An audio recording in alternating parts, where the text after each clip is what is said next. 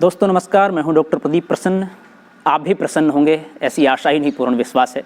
आप सबका स्वागत है मेरे चैनल हिंदी की बिंदी पर। तो आइए आज कुछ नया सीखते हैं नए टॉपिक के साथ।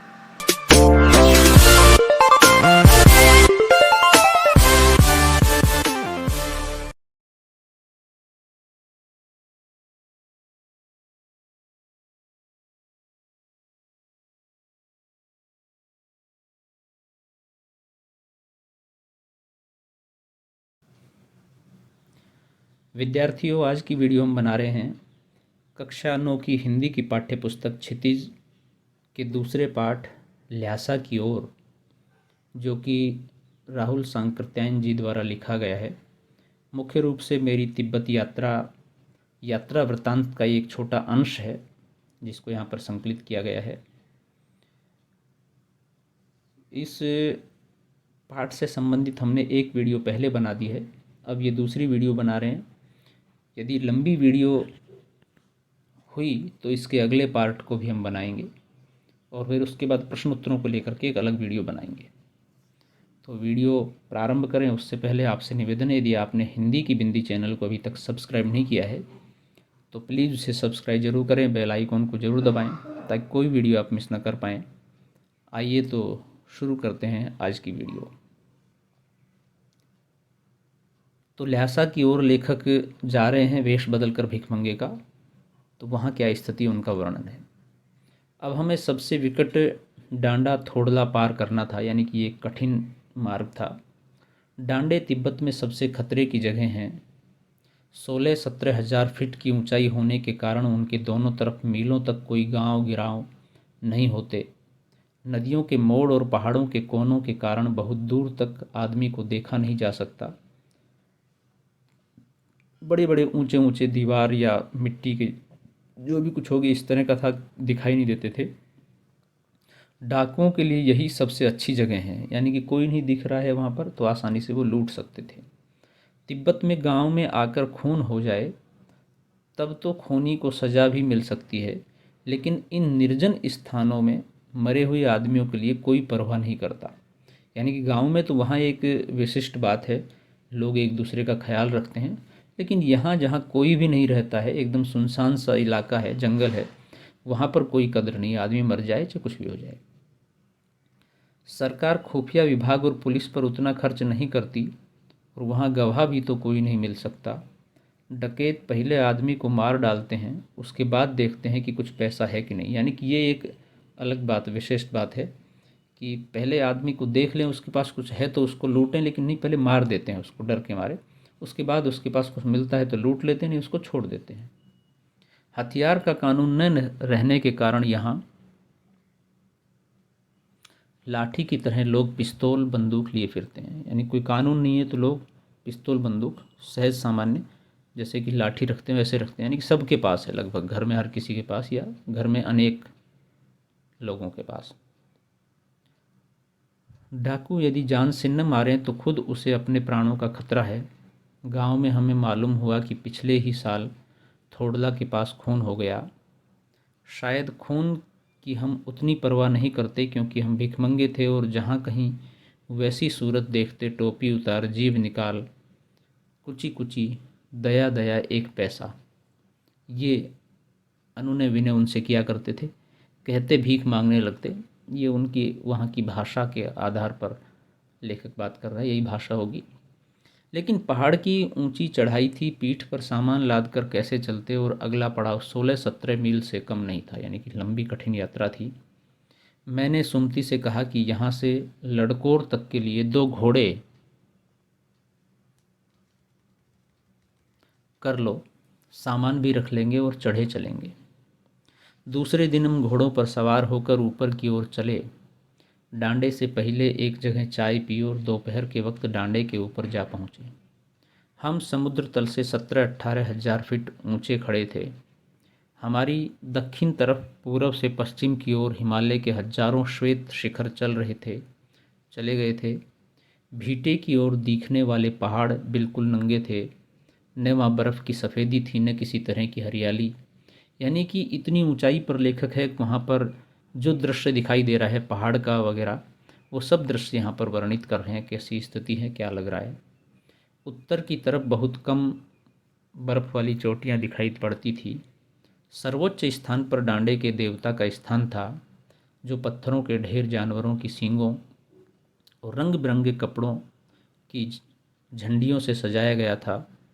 अब हमें बराबर उतराई पर चलना था, यानी कि चढ़ाई एक हो गई थी तो नीचे अब ढलान थी। चढ़ाई तो कुछ दूर थोड़ी मुश्किल थी, लेकिन उतराई बिल्कुल नहीं। शायद दो एक और सवार साथी हमारे साथ चल रहे थे। मेरा घोड़ा कुछ धीमे चलने लगा। मैंने समझा कि चढ़ाई की थकावट के कारण ऐसा कर रहा है और उसे मारना नहीं चाहता था। धीरे धीरे वे बहुत पिछड़ गया और मैं दोन की विकस्तों की तरह अपने घोड़े पर झूमता हुआ चला जा रहा था। जान नहीं पड़ता था कि घोड़ा आगे जा रहा है या पीछे। ये एक विदेशी कहानियों के एक कथाकार की साहित्यिक का एक पात्र है। जिस तरह से वो बिछड़ गया और झूमता हुआ जा रहा था, ऐसे लेखक भी अपने घोड़े की वजह से बिछड़ गया। जब मैं जोर देने लगता तो वह और सुस्त पड़ जाता। घोड़ा एक जगह दो रास्ते फूट रहे थे। मैं बाएं का रास्ता ले मील 1.5 मील चला गया। आगे एक घर में पूछने से पता चला कि लड़कोर का रास्ता दाहिनी ओर जाने वाला था। फिर लौटकर उसी को पकड़ा।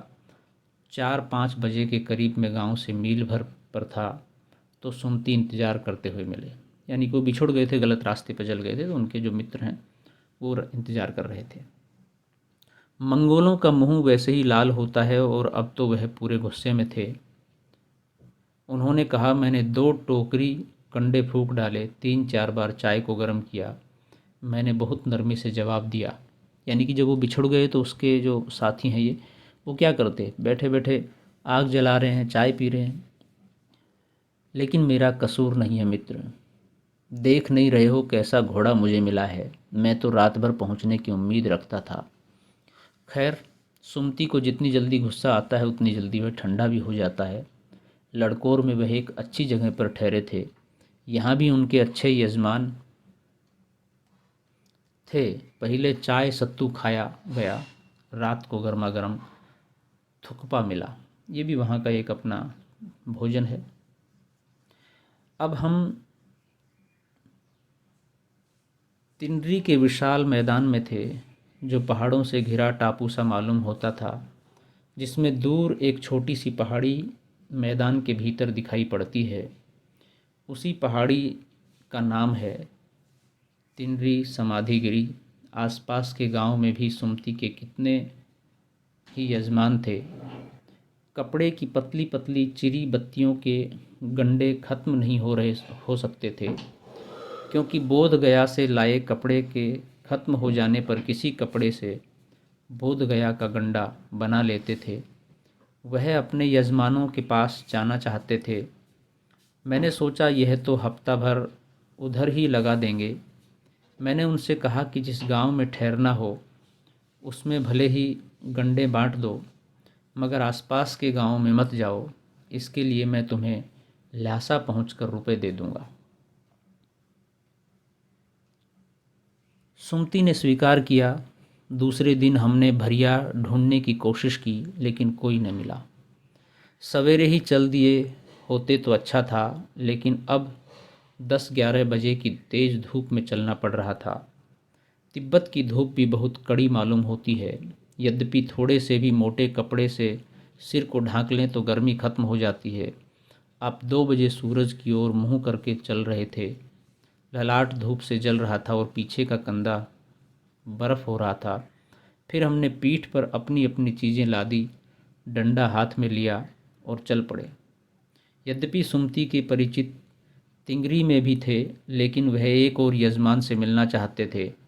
इसलिए आदमी मिलने का बहाना कर शेखर विहार की ओर चलने के लिए कहा। तिब्बत की ज़मीन बहुत अधिक छोटे बड़े जमींदारों में बटी है। ज़मीन किस तरह से लोगों में बटी हुई है उसका हवाला यहाँ दे रहे हैं लेखक। इन जागीरों का बहुत ज़्यादा हिस्सा मठों विहारों के हाथ में है। बहुत विहार हैं वहाँ पर तिब्बत में। बौद्ध का बड़ा प्रचार है। अपनी अपनी जागीर में हर एक जागीरदार कुछ खेती खुद भी कराता है।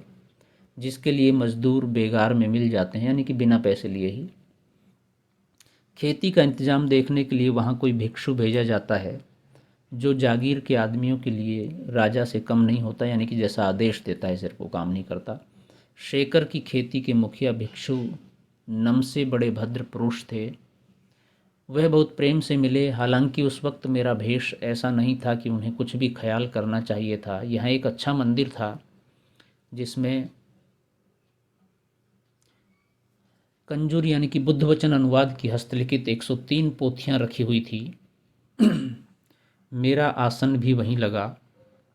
वह बड़े मोटे कागज़ पर अच्छे अक्षरों में लिखी हुई थी। एक एक पोथी 15-15 सेर से कम नहीं रही होगी, यानी कितना वजन था, 15 किलो के आसपास। बड़ी भारी पुस्तकें वहाँ पर रही हैं।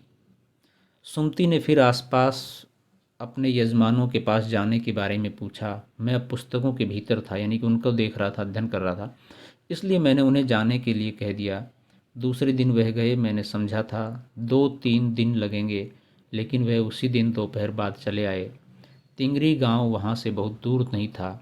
हमने अपना अपना सामान पीठ पर उठाया और भिक्षु नमसे से विदाई लेकर चल पड़े। तो इस तरह से ये एक ल्हासा की ओर यात्रा का वर्णन यहाँ पर हमने पढ़ा। तो विद्यार्थियों, वीडियो यहीं संपन्न होती है। एक यात्रा में कैसी कठिनाइयाँ आती हैं, क्या परिवेश होता है वहाँ का, और उसकी स्थितियाँ सारी लेखक ने इस पाठ के माध्यम से बताई है।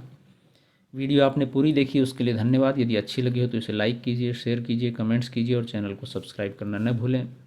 आपके मन में कोई सवाल है, कोई जिज्ञासा है, कोई प्रश्न है तो आप कमेंट्स के माध्यम से पूछ सकते हैं। इस वीडियो से संबंधित कोई बात समझ में नहीं आई तो पूछ सकते हैं, या अन्य कोई बात पूछ सकते हैं आप, हम उसका समाधान करने का प्रयास करेंगे। आज के लिए इतना ही। नेक्स्ट वीडियो में हम नेक्स्ट टॉपिक के साथ मिलते हैं। इस पाठ के प्रश्नोत्तरों को लेकर के वीडियो बनाएंगे। तब तक के लिए आप सुरक्षित रहिए, स्वस्थ रहिए।